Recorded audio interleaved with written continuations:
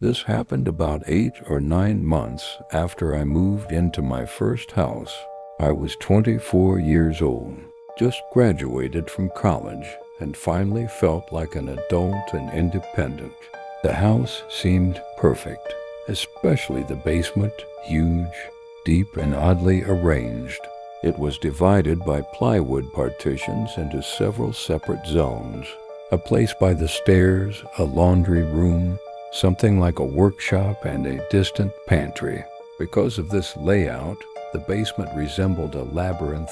It was impossible to see it entirely from any point. Then it seemed even cool to me. One weeknight, I went down there to do my laundry.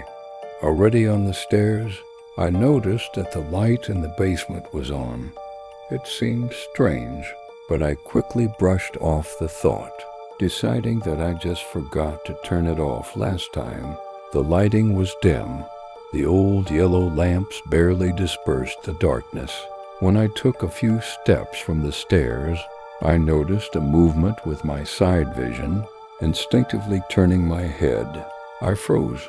A few meters away, at a folding table, a man was squatting. He looked directly at me. His appearance was frightening. Dirty clothes, tangled hair, emaciated face. He looked like he had not lived among people for a long time. We looked at each other for a few seconds, which seemed like an eternity. Then he jumped up abruptly and ran, not to me, but deep into the basement, towards distant rooms. I began to slowly retreat to the stairs, but at that moment, the light suddenly went out. The basement plunged into absolute, complete darkness, such I had never seen it before. I tripped, fell, and lost orientation.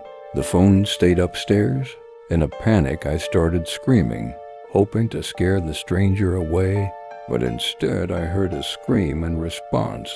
Fierce, wild, much scarier than mine. I fell silent, and so did he.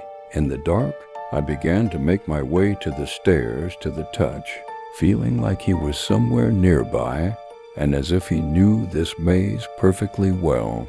When I groped the railing, someone grabbed my leg and pulled me back with force. I hit my head and fell again. He dragged me away from the stairs, but I managed to escape, kicking back. I rushed up and miraculously got out of the basement. The door did not lock, and I had to hold it with my whole body while he fought with force on the other side. In the end, he retreated. I called the police. One of the basement windows turned out to be broken, but nothing was stolen. The police assumed that the man lived in the basement and knew the house well.